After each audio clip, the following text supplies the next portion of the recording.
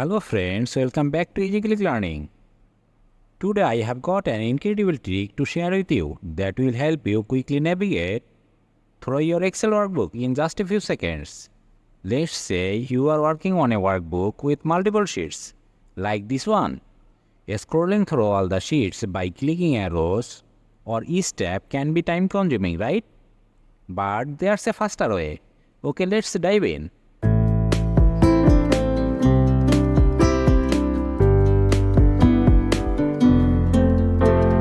All you have to do is simply right-click on these arrows on the bottom left corner of the Excel window.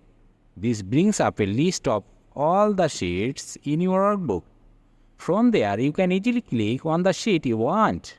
For example, if I want to go to sheet number 20, I would click on it. And Excel will take you there instantly. As you can see, this trick is a real-time saver, especially when you're dealing with large workbooks with many sheets. So that's it. With just a simple right click, you can jump between sheets in Excel. If you found this video helpful, make sure to like, share and subscribe to Easy Click Learning for more quick Excel tips. Thanks for watching and I will see you in the next video.